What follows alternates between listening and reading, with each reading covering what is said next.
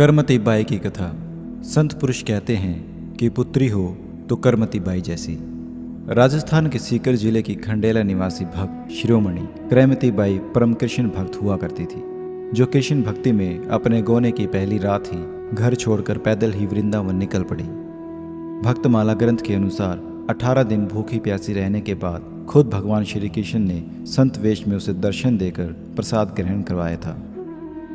12 वर्ष की उम्र में जयपुर के सांगानेर के जोशी परिवार में विवाह के बाद जब पति गोना करवाने आए तो वैवाहिक बंधन को श्री कृष्ण भक्ति में बांधा जाने के बाद उन्होंने पहली रात को ही घर छोड़ दिया और पैदल ही वृंदावन को निकल गई। ग्रंथ के अनुसार जब राजा को इस बात का पता चला तो उसने करमती बाई को पकड़ने के लिए अपने घुड़सवार पीछे लगवा दिए, जिन्हें देखकर करमती बाई एक मरे हुए ऊंट की खाल में छिप गई, जिसमें वह 3 दिन तक रही।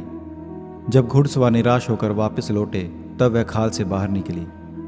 इसके बाद वह साधुओं की एक टोली के साथ वृंदावन पहुंच गई, जहां वह ब्रह्मकुंड पर कृष्ण की भक्ति में लीन रहने लगी।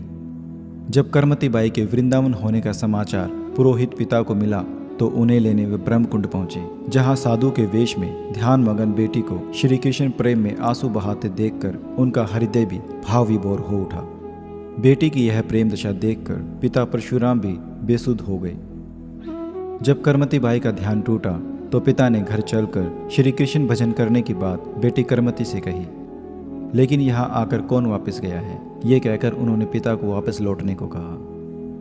भक्तमाला के अनुसार इसके बाद करमती बाई ने यमुना नदी से मूर्ति निकालकर भक्ति के उपदेश के साथ पिता को दे दी, जिसे खंडेला में प्रतिष्ठित कर पिता भी कृष्ण भक्ति में लीन रहने लगे।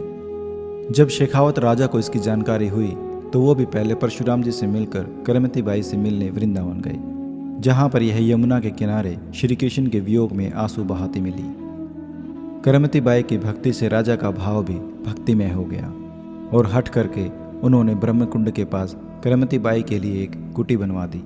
फिर वापस लौटकर वे भी कृष्ण भक्ति में लीन रहने लगे।